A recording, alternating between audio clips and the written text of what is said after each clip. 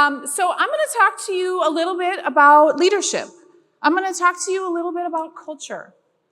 So what I want you to do during this talk, I know we've got past investors, we've got current investors, we've got potential investors in the room, but all of you are leaders first.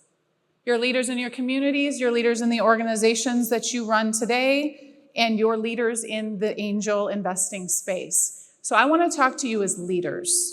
Does that sound good? Perfect. So when we talk about growth, growth is a funny word. Growth can mean a lot of different things. We at Keystone talk about growth being the balance between satisfying the business needs and the human needs in an organization. Because the only way you create real, sustainable growth is by ensuring that the humans have what they need to produce the business needs and the business results that you're looking for. And we are in a time now in our economy, in our society, where career optimism is at an all-time low. I just read a stat last week that's going to appall some of you, but I'm going to share it anyway, that in a study, employees admitted to trusting complete strangers, 58% of employees admitted to trusting a complete stranger more than their direct leader. Think about that for a minute, right? You're all investors. You're all smart financial people. What do you think that's doing to the business results of an organization? If I'm showing up every day as an employee and I can't have the conversation I need to have, I can't bring up the issues that I see, it's impacting the growth of the organization. So I want to talk a little bit about that today. I want to give you some keys and some tips. Are you getting feedback? Is it just me? Are you guys hearing feedback? Nope. Okay, it's just me. Good. I'm going to talk about a couple of things. I want to give you some stats and some data, and I also want this to be informal. I want your questions as we're talking. So if there's something I say you've experienced, you want advice on, pop your hand up and we'll go there, okay? Is that fair? We'll make this a little informal. Okay. So I wanted to start first with a few kind of state-of-the-state stats. The first one is that they are anticipating by January of 2030, we will have 85 million unfilled positions globally. Let me say that again. 85 million unfilled positions. So here's the problem, and here's how this relates back to business results. If you want to sleep well, you can read the Department of Labor report that they put out that's like 100 pages, which I actually read.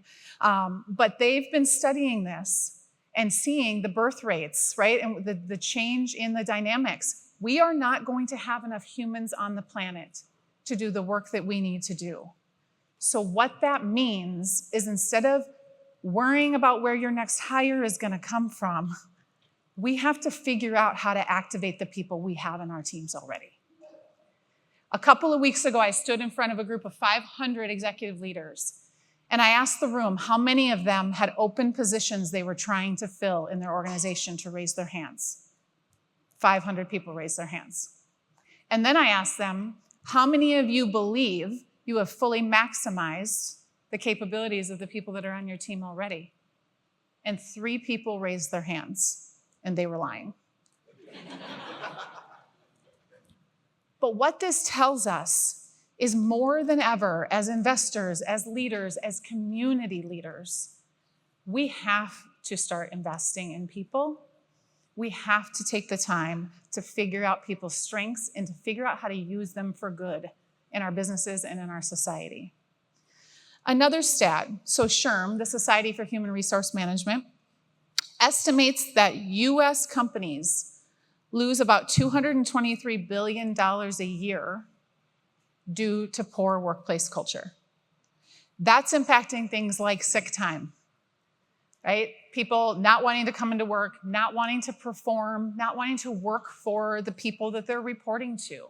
So there are real, tangible business results that are being impacted. So I think if we come together and start having different conversations with founders and with founding teams and with our own teams as coaches and mentors, I think there's a lot of really good that we can do. There's also some struggling stats in the startup world, which some of you may have experienced, right? The average turnover rate is 25% in the first year. So 1 out of 4 people that you hire into a startup leaves within the first year. That is money.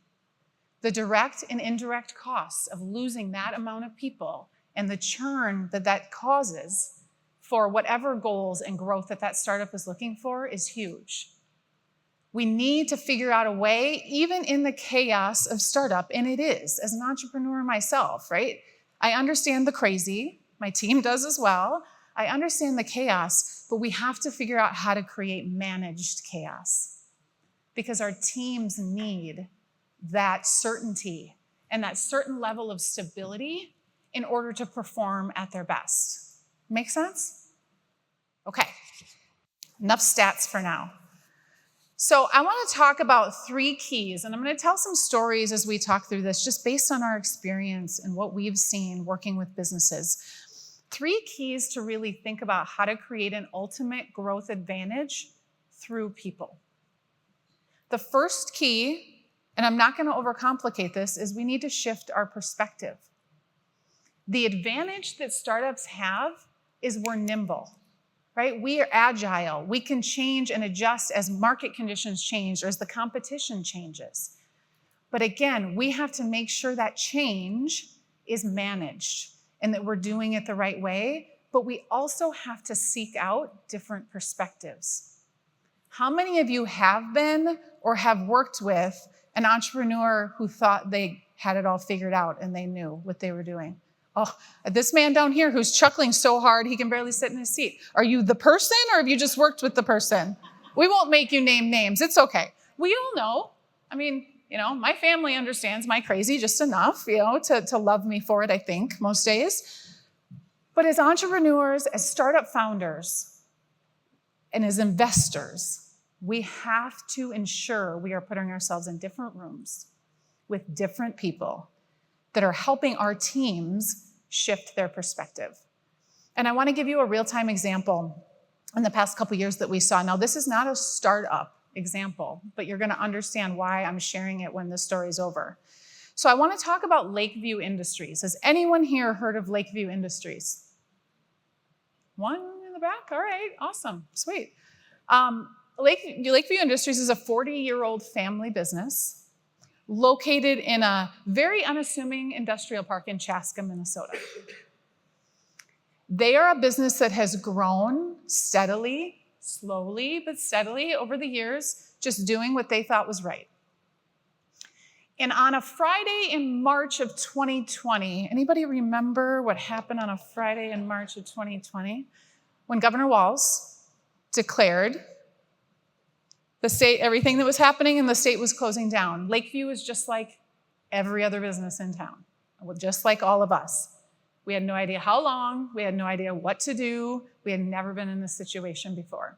So they sent everybody home on Friday, and the executive team committed to coming together that Saturday morning safely and figuring out what they were gonna do. They have 200 employees. Are we furloughing them? Are we keeping them? They had all the same decisions that a lot of us had that day.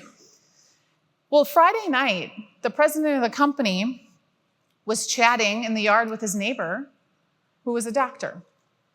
And the doctor was telling him about these face shields that they were using in the hospital to keep their staff safe. Well, Lakeview just happens to do molded plastic, rubber, foam. So John, the president, took a look at this face shield and said, we have all of this stuff. This thing's ugly as hell, but we could probably make one of these. So he brought it in on Saturday morning to his executive team and plopped it on the table and said, could we do this with our machining today? I don't know. 36 hours later, they had a working prototype, and within 2 days, they had made 50,000 face shields. This was a slow and steady family business. They got a ton of press.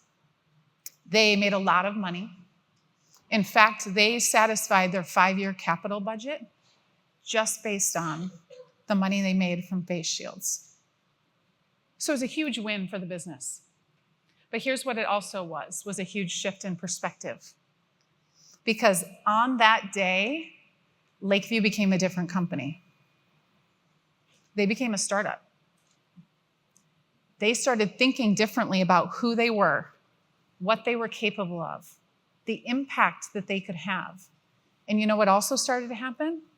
Is the people who were not in for that new journey started to stick out, including 4 members of the 6-member executive team who are no longer there. Lakeview has undergone the biggest transformation of any company I've ever seen that we've worked with, strictly because they saw something in themselves and their team and decided we're never going back to who we were before. That's the kind of team and the kind of transformation that is required in the startup world. But it's taken them 4 years. And I know as investors, you don't want to hear, right? Transformation takes 4 years. But it's taken them 4 years to get back to some semblance of we feel like we're stable now because there was so much change that needed to happen. But they would never want to be the company that they were before.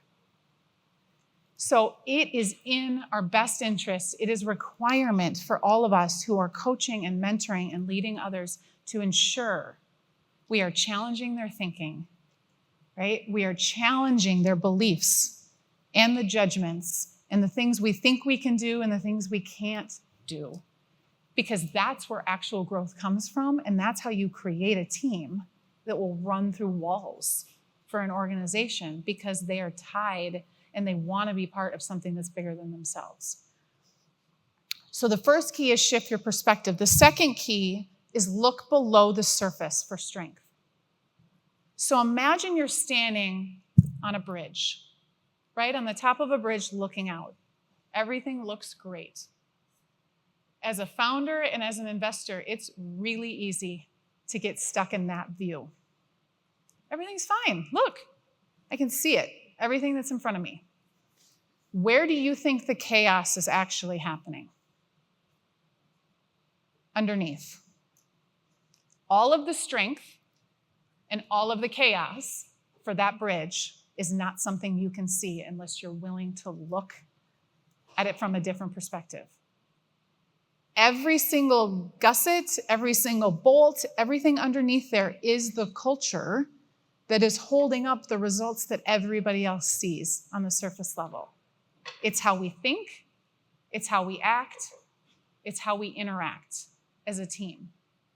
All of that is underneath the surface. So I want to tell another story here. Do I have any Indianapolis Colts fans in the room? No, I usually don't. It's okay. I'm still going to tell a story about them. But it does seem appropriate. Do we have any Gopher fans in the room? Yes? I'm a Hawkeye, so I was okay if nobody was going to cheer. I got some Hawkeyes in the room. Okay, we'll talk later. Okay. So I'm going to tell you a story about Ben Utecht. How many of you are familiar with Ben Utecht? Ben's not in the room, is he? I was actually wondering he might be here. No, okay. I'm going to tell a story about him anyway. So Ben and I have been friends for years. Ben and I have done work together. We've trained. And what Ben has done for me, and for some of you who know, he played for the Gophers, then he went to play for the Colts. He's a Super Bowl champion with the Colts.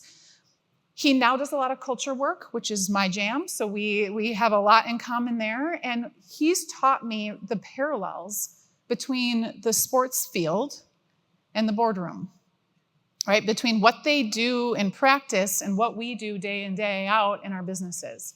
So I want to tell the story about the Colts from my perspective, as Ben has told me during that 2006 Super Bowl run.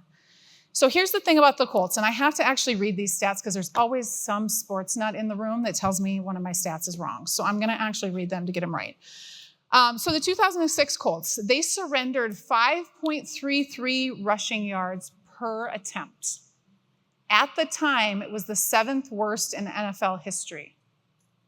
But they had the statistically most efficient offense in the league.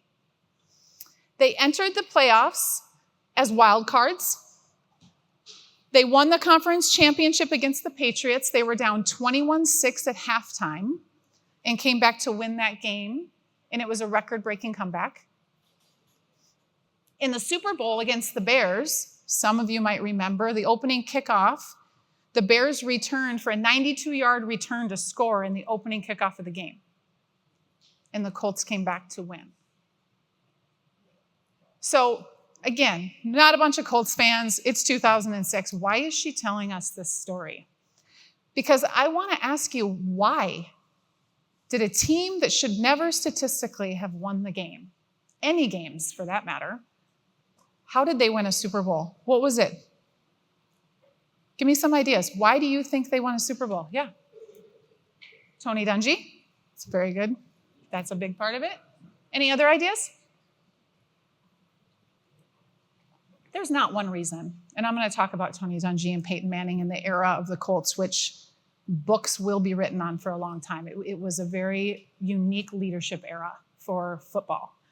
But you know how they won games? Because of their huddle. You know, the huddle, that thing that happens 60 to 70 times every football game. When we're grabbing another beer and another bag of chips during a TV timeout, they're going to where their strength is. Ben talks about his performance review. A huge part of it was how he acted in the huddle. They would videotape practice. They would videotape games and point out if he wasn't giving good eye contact to Peyton Manning, right? If the team wasn't performing the way they expected him to perform in the huddle. Because the huddle was their team's chance to come back together, to love, care, and respect for each other, and to make sure the next play was successful.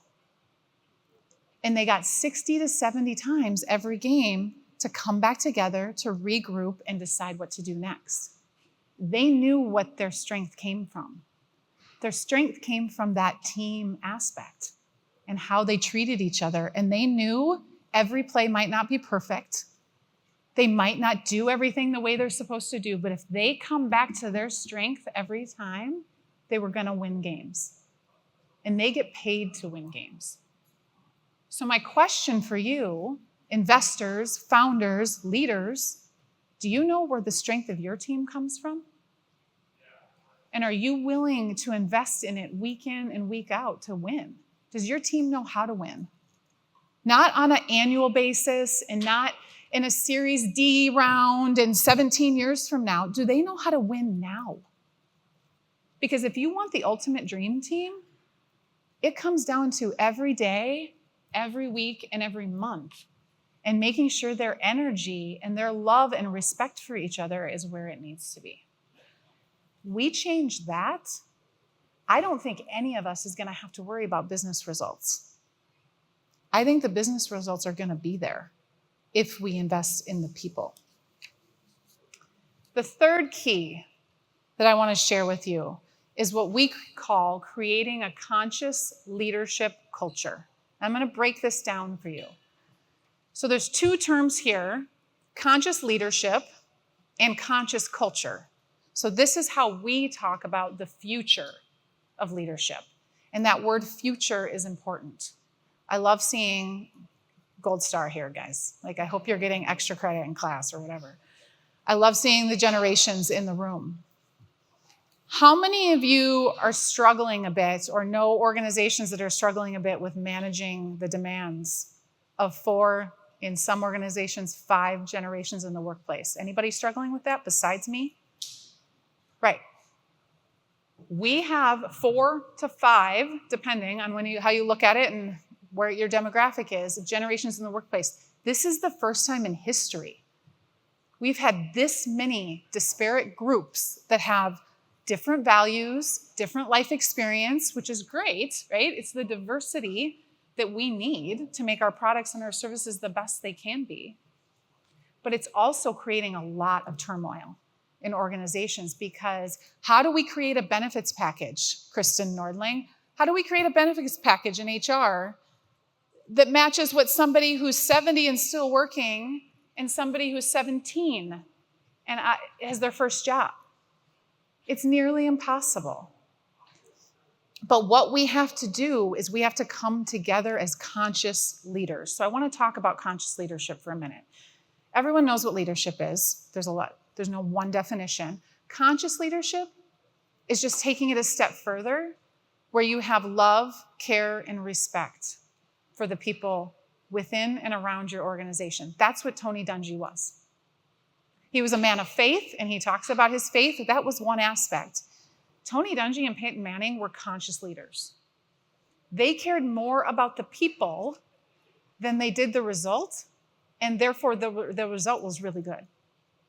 But they showed up to make sure the people had what they needed. They could live into their strengths every day. Do you guys know the number one reason? Forbes just did this. They pull all the exit interview data from all the big companies. The number one reason in the last year that people are leaving companies, what do you think it is? I'll give you a hint. It's not salary and it's not benefits. 5 and 6 on the list. That was number 2. An ability to use my strengths every day. Seriously? We have people showing up and all they want is to feel valued and feel like they're doing what their God-given talents were meant for them to do. Doesn't feel very expensive to me. That's what conscious leadership does. Statistically, employees give us 40% of what they're capable of. Think about that for a second. And I know some of you, I know the initial reaction when I share that stat with a lot of leaders is like, those lazy sons of... I know, some of you thought that. It's okay, I won't ask you to raise your hand. But here's what that stat actually means. It means we have people in our organizations that have 60% more capabilities that they don't even know. They are not showing up every day like, stick it to you guys. I'm just going to sit here. I mean, maybe in a government job, like they might be, but not in our organizations, hopefully. But like people aren't showing up not wanting to add value. As humans, we are activated by achievement.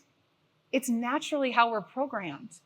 So why in our organizations are we allowing people to show up and not be challenged and not be told, I see something else in you? How many of you have had a coach or a mentor in your life that saw something in you before you saw it in yourself? How many of you? I really hope everybody. I hope if you sit and think about it, there's been somebody that said, you're capable of more. Maybe it's a parent, maybe it's a coach or a mentor. I had one of those people. I want to describe for you the first exposure I had to conscious leadership in my big corporate experience. So when I was first out of school, go Hawks, I got an IT degree. Don't tell anybody, please, because nobody actually knows anymore that I have an IT degree. But back in the day, IT was cool when I was graduating from college. And so I didn't really love IT. But I was like, I'm going to go get an IT degree because it's the new cool thing. This is where everybody's going, right? So I got an IT degree, and I went to work for Cargill, an amazing company. I had an amazing boss. And 6 months in, right out of college, she sat me down, and she said, we need to talk. And I'm like, yeah, okay, let's have a talk. And she said, I don't know how to tell you this, but you're not an IT person. And no joke, my first reaction was, I know, right? Thank God somebody I've been carrying this burden. And then my 22-year-old brain caught up with my mouth. And I thought, oh, I've seen this on TV. Like this, I know what's happening here. I think I'm going to lose my job. Like I couldn't take the words back. And Jackie looked at me. And she said, but there are some strengths that I see in you that no one else on this team has. So she said, give me 6 months, and I'm going to get you into a role that utilizes your strengths because we need it, and I'll figure out something else, right, for the pieces that you're not good at. 22 years old. That was my first exposure to true leadership. It's why I talk all over the country on stages and tell this story about her. She's still impacting me many, many years later. That's what conscious leadership is. What's the easy thing for Jackie to do? What would have made her life easier? Send me on my way. It would have been much easier to just go find somebody that had the skills that she needed. But instead, she chose to invest in me because she knew she had a stronger team if I was on that team in the right seat on the bus. That's what conscious leadership is.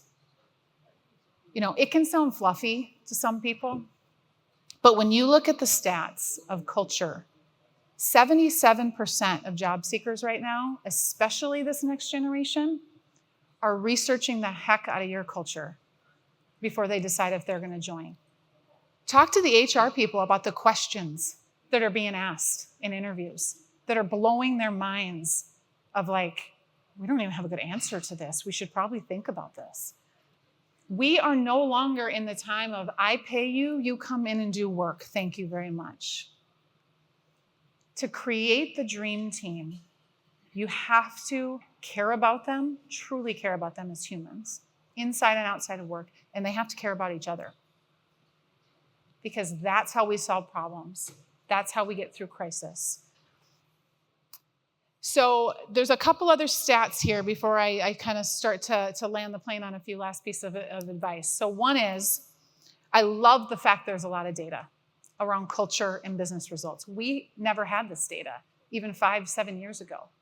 And we now have data, like they've studied, that positive workplace cultures outperform the S&P 500 index by 4.5 times.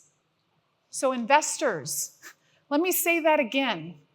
Would you rather have a company that was outperforming the S&P 500 by 4.5 times with a little bit of investment and a little bit of focus on the actual leaders that you have? That's what we're all looking for. So there is a direct tie to business results. The dream team, the right team, can produce results beyond whatever you're planning in these organizations if we are willing to make the investment of time and sometimes training to get them where we need them to be. The trajectory is going to be very different for a lot of our organizations. So I want to talk about just a couple of things that we see when companies invest in culture. These are some of the outputs that we see from organizations. The first one we see, and I've talked about this, is performance. And I mean individual, team, and company performance. Right? They're seeing people, what do you think I wanted to do after Jackie treated me the way she treated me? Did I want to come in and mail it in every day? I would have jumped off a cliff for that woman. I would have done anything she asked me to do because she was in it with me. People will perform miraculously if we treat them the way they want to be treated and we truly seek to understand who they are. That's what the ultimate dream team actually looks like. I want to tell a quick story because I got some Gen Zers up front here. So we do a lot of culture assessments, and we come in and we baseline. We do focus groups and interviews. We have a whole process. And recently we were doing this with a manufacturing company. And we had a 26-year-old young man that pulled one of our facilitators aside and said, I don't know how to tell you this, but you've been asking all these questions about culture, and I just want to share an example. He said, when I started in this new role, there was this report that we had to produce for our team. It took 6 hours a week. And I was low man on the totem pole, so they gave it to me to do this work. And in a whisper, he tells my facilitator, and I figured out how to automate it, and now it only takes 30 minutes, and I don't know how to tell anybody. And they were like, that's amazing. And he's like, but I can't tell my boss because you know what? He's going to say I'm not doing it right. There must be mistakes in it. There's no way that can be done in 30 minutes at the quality that we want it to be, right? That's our mindset as leaders, as old curmudgeon leaders like me that have been around the block too many times and have a healthy amount of, fear and negativity about what's possible. But here's what we should do with that young man in terms of dream team. We should take him and send him to every single department in our company and have him automate everything they're doing and make them smarter and more efficient too, right? Imagine how much fun he would have, and imagine the results on the business side if we did that. But how many companies would actually do that? We'd have a reason for why we couldn't do that. We need the resource over here. We don't have time to do that. When we put people in their strengths, they will perform well beyond our wildest dreams. As investors and as leaders, this is the future of business results, is catalyzing, getting people into where they need to be to create what they need to create. The second benefit we see is creativity and innovation. When we allow people the safe psychological place to bring up issues, to challenge what we're doing, we see more innovation faster. If I'm sitting for 6 months with an idea because I'm terrified of you and I don't want to talk to you about it, or I just know you're going to tell me it won't work, all of that innovation is being left unsaid in the organization. That's how we get through the chaos of startup. We need people's ideas. We need that to come out. And the third benefit that we see is we get to the root issue faster. So we have a saying at Keystone with our clients to stop mowing dandelions. FYI, I actually own that URL. I own a lot of URLs, but I do own that one because someday I'm like, there's going to be something around this.